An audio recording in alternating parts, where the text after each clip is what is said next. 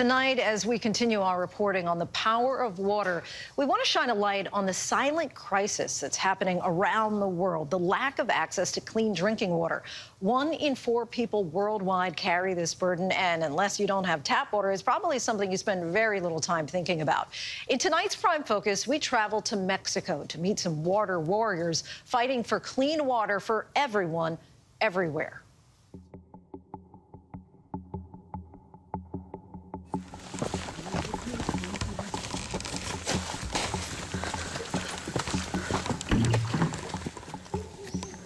It is quite literally an uphill battle, a perilous pilgrimage. High in the hills of Mexico, in the heart of the San Juan Tlacotenco forest, the worth of water is revealed. More than 2 billion people around the world shoulder this burden, this desperation born out of life without access to clean drinking water, prompting some to take these treacherous treks of survival. Es una familia muy humilde y la verdad pues ellos se mantienen de este pozo. This man carries out the age-old tradition with success. He's fortunate that upon his arrival, roughly an hour after sunrise, no one else has beaten him to the spring. The water has not run out. After filling his water bottles, he then begins the long journey home, this time hauling heavy jugs in tow. In some of the world's most remote places, water is a challenge at best. We're heading to a small community outside of Mexico City to really witness firsthand the impact of the water crisis.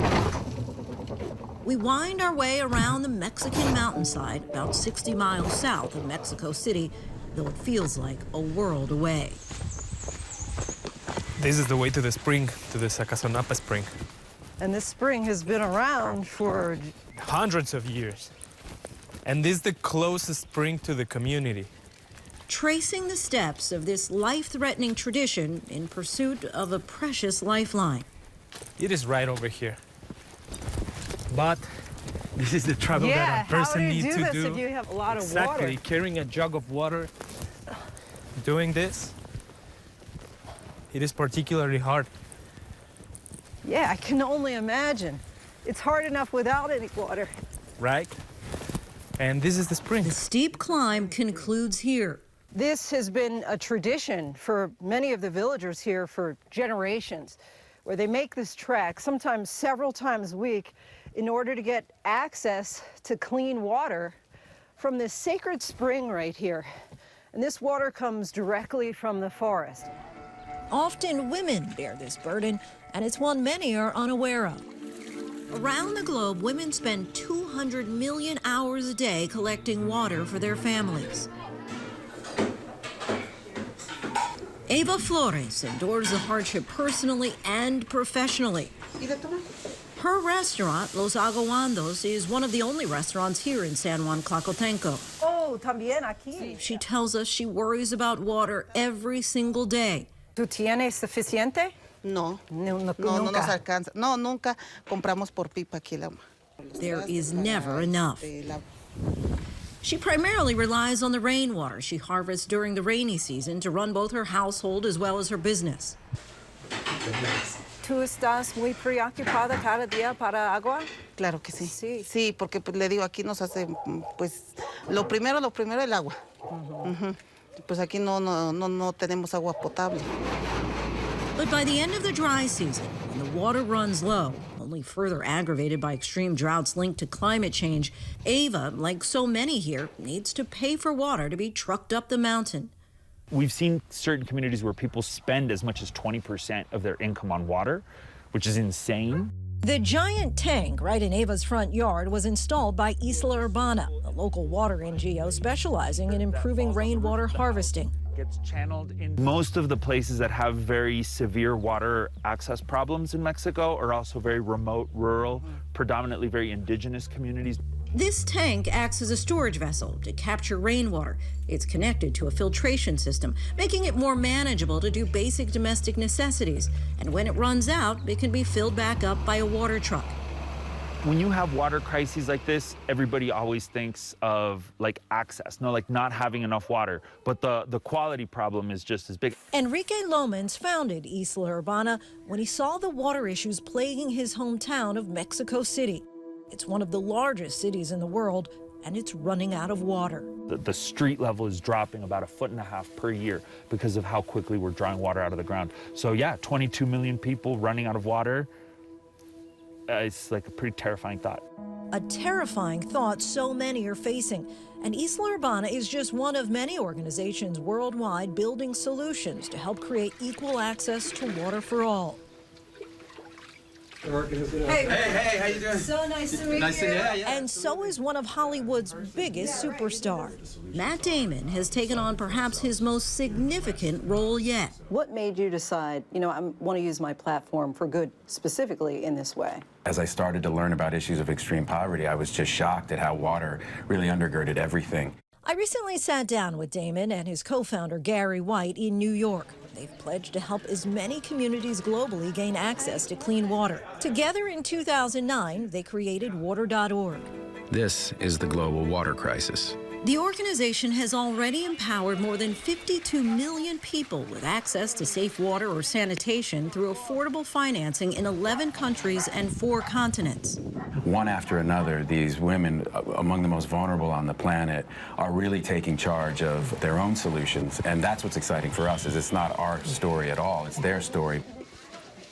The reaction for kids, for girls and women who have been spending the majority of their days, just in search of water, and now all of a sudden they have water. It's sheer liberation, right? You're unshackled from this really onerous existence. Your day is dominated by how am I going to find and collect water, versus the ability to go to school and to start to think about, okay, well, what kind of life could I actually build for myself? It's a complete game changer.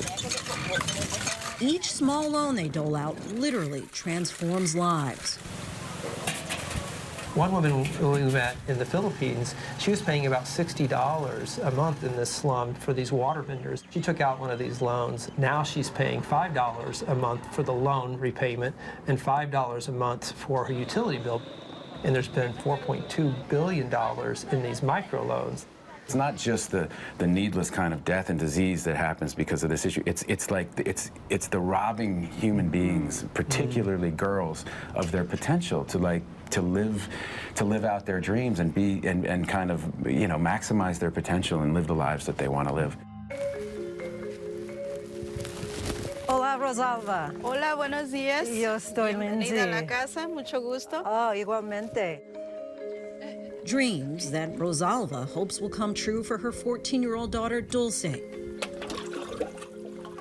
Hubo un tiempo donde ha pasado de que no hay agua y por ciertas cosas te enfermas. Dulce, which means sweet, knows the bitter reality of life without regular access to water. It's a luxury here in the rural hills of San Juan Tlacotenco. Dulce says she dreams of a day she doesn't have to worry about water or wait for the rain to come. Tenemos que esperar a que a veces la lluvia, que llueva para tener agua. Entonces lo que me gustaría es de que eso no pasara, que tuviéramos agua sin restricción, sin tener que estar comprando. Rosalva explains to us that it's been raining less and less here and that she's forced to buy her own water. Several NGOs, including Sarar, help families like theirs get access to water, and something that many take for granted, a place to go to the bathroom. Antes de este baño, yo tenía aquí llamamos una fosa, que es un hoyo dentro de la tierra. ¿Puedes mostrarme? Claro que sí, adelante. Okay. She tells us she's had the bathroom less than a year. Globally, women spend 266 million hours a day finding a place to relieve themselves. Como puedes ver, aquí no utilizamos ni una gota de agua. Sarar helped Rosalva build her own bathroom on her property, as well as a filter system to make her rainwater instantly drinkable. Rosalva says both have tremendously improved her quality of life. Ya nosotros como que vivimos más sanamente, estamos más contentos, todo es mucho más limpio. And she's grateful, in large part, to Rafael Almazan. So we are about to engage the rainwater harvesting system. Yeah, we can hear the rain coming. The director, Sarar, which helps women like Rosalva transform their relationship with water and sanitation.